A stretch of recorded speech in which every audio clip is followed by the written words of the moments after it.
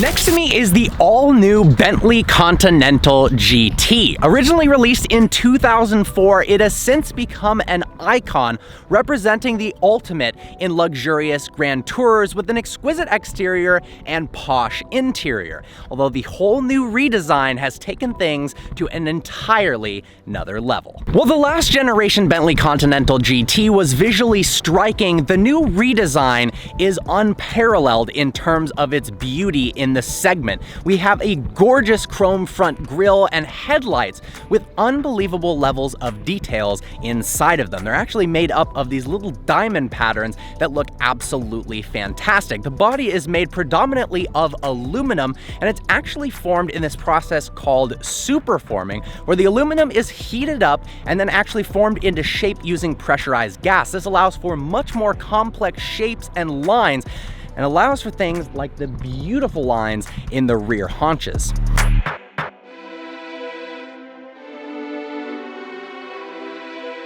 This Continental GT is powered by a 6-liter twin-turbocharged W12 that makes an impressive 626 horsepower and 664 pound-feet of torque.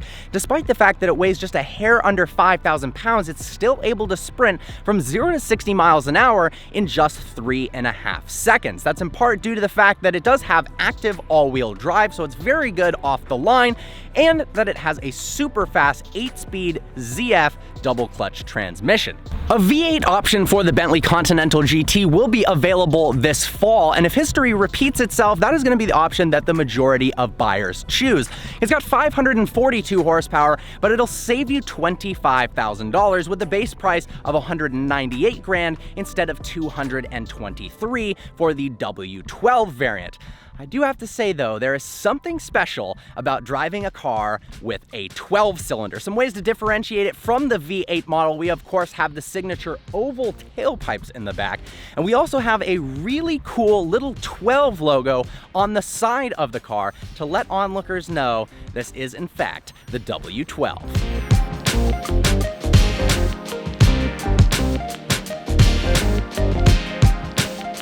The new interior takes an enormous leap in terms of design language as well as integrating new technologies. It's absolutely gorgeous in here. We've got hand-stitched leather seats with this beautiful diamond-in-diamond pattern on the top of the seats, and then the front dash is this one giant sweeping piece of wood with this little silver chrome line in between. Now, when the car is off, you notice there's no infotainment screen right here, but one of the coolest party tricks of the Bentley Continental GT is the rotating display. Check out what happens when we turn the car on. To fire up the Bentley Continental GT, we press the engine start button right here in the center, and the display rotates to unveil a 12.3-inch touchscreen infotainment that is very responsive, looks gorgeous in terms of its graphics, and it's actually very, very user-friendly. Bentley has done a fantastic job at making the infotainment system feel like it should in a $223,000 car. We've also got a heads-up display, which shows a various amount of information that you can choose. The car has various ambient lighting for the interior, but for the first time, I've never seen this in another vehicle. Not only can you choose the ambient lighting, but you can also choose the type of color. Do you want vibrant, or do you want a more muted color? The fully digital instrument cluster is absolutely gorgeous, and it actually has multiple different views that you can choose from. We're in the navigation mode now. By clicking view, you get more of a full screen. You lose the tachometer, but it makes it easy to see. We also have navigation over here, as well as the heads-up display. The cabin feels expensive. It feels like a car that costs $250,000. The attention to detail is unbelievable. It's these little nuances that add up to an unbelievable package. Like all of the buttons in the center console, for instance. Notice the knurled metal pattern on all of the turn dials. Everything just feels premium and feels high quality. All of the buttons feel nice to press, and what I noticed is They've done a great job at making sure there is not a single blank switch on the entire center console. They even made sure that it's completely symmetrical on both sides, which resulted in 2 different buttons for the rear wing. This one puts the wing up, and this one puts the wing down. Even the doors are a work of art. Just check out the beautiful pattern, all of the chrome, and then those gorgeous speakers.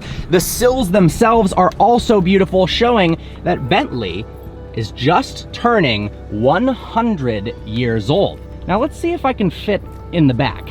To get in the back of the Continental GT, simply pull up on this metal flap. The seat automatically moves forward, providing plenty of space to hop in. Let's go ahead and tilt the seat back. It should automatically go back. Touch my leg, and I've actually got a decent amount of legroom. I'm not crunched whatsoever.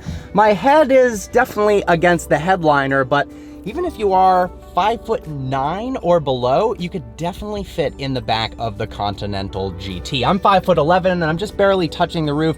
I could survive shorter trips in this car, but if I really had to, I could cram back here.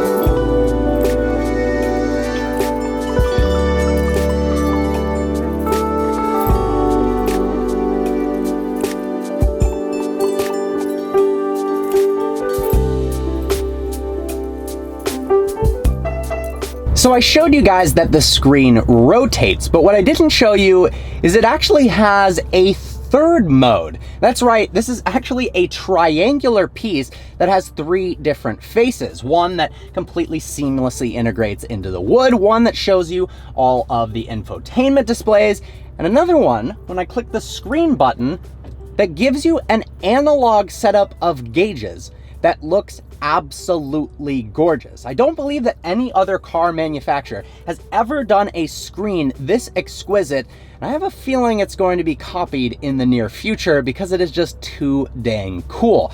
And these gauges will never go out of style, they'll never feel dated, and as technology advances, if you're annoyed with the infotainment screen in 10 years, just flip it to this and it looks beautiful. Once again, we have those little knurled metal touches. Oh my gosh. Before we head out and drive the Bentley Continental GT, let's take a look at the rear trunk space. It actually has one of the coolest rear opening trunks I have ever seen. You can of course do it on the key or in the interior, but if you're at the back of the car and it's unlocked, check this out.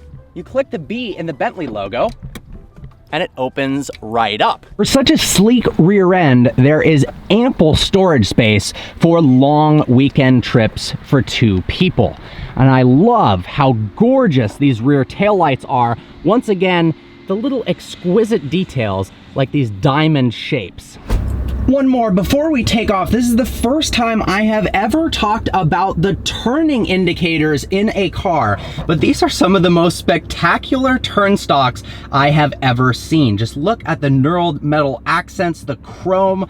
Nobody else pays this much attention to detail for things like turning indicators and windshield wipers. So what is the Bentley Continental GT actually like to drive? Well, I've been piloting the vehicle for the last 3 hours in the British countryside, and the ride quality is absolutely sublime. It has a 3-chamber air suspension that soaks up bumps like they don't even exist. We've got 4 different driving modes. First up, of course, is comfort mode. The air suspension is soft, supple, and relaxed. The steering is nice and light. It takes 0 effort to drive this car down the road. It's so unbelievably isolated from the surrounding environment. There's no road noise, wind noise, tire noise. You're in your own little opulent environment, surrounded by the most beautiful leather, chrome, and wood I have ever seen. Even the headliner is gorgeous, this amazing perforated leather. I love it. Then of course, we've got sport mode. So to select sport mode, we use this center dial in the middle of the center console, right where the start stop button is. Select over to sport mode, and the car becomes a lot more alive. The transmission response is improved. We've also got firmer suspension, firmer steering. You actually have paddles mounted to the back of the steering wheel. Now I'm having a hard time deciding whether I love the paddles or I feel like they should be a little bigger. They're positioned at 9 and 3. They're these beautiful chrome buttons, and if you don't want to use them, they're actually small enough so that your hands don't actually touch them at all if you're holding the wheel at 9 and 3. But if you extend your fingers a little bit more, then you can feel the paddles. And it actually downshifts really fast. I wasn't expecting for a car that's predominantly a luxurious grand tourer, not so much a sports car, to have this fast of a gearbox change. But honestly, it's nearly instantaneous, and upshifts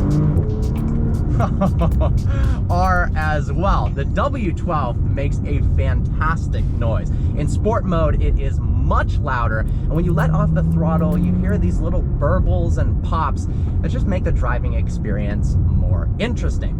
Then we've got Bentley Mode, which is a combination of sport and comfort for kind of the optimal driver setting if you don't feel like changing the mode yourself. Then of course we've got the custom driving mode that allows you to choose how fast the car shifts, how comfortable the suspension setup is, and the weight of the steering. I think I'll put it into Bentley mode right now. The car has active all-wheel drive, so we've got unbelievable amounts of grip off the line, around corners, as well as in inclement weather, so you can drive this vehicle year-round. Of course, if you live in a sunnier climate, later today I'm going to be driving the convertible variant, so you can drop the top and feel the breeze through your hair. But I'm actually impressed when the car is in sport mode how responsive the chassis and steering is. Of course, it's not a 911, it weighs 5,000 pounds, and it's a heck of a lot more luxurious than a 911, but it's actually really fun to drive. And the pickup with the W12 and 664 pound-feet of torque is properly impressive. Yep. Oh, it sounds good. Compared to some of its competitors like the Aston Martin DB11, this interior is miles ahead in terms of the build quality, the design, and the integration of modern technology and electronics with the classic feel that you get from Bentley with a heritage that's 100 years long. I can't get over the rotating display. It is such a cool feature. I don't think it'll ever get old. Overall, it's one of the best looking cars on the road. The interior is next to none. It's fun to drive when you want it to be, and then it's unbelievably relaxing when you just want to cruise down the countryside for cross-country journeys, or perhaps you're stuck in traffic on the way to work and you just want to zone out and forget about the world. The one thing I do wish it had, well, it has adaptive cruise control, is active lane keep assist. I feel like with modern day technology and the level 2 autonomy where the car can steer itself between the lanes, it's this level of luxury and ease of driving that I really like in cars like the 7 Series, the S-Class, as well as the Tesla Model S. One last little acceleration run, shall we?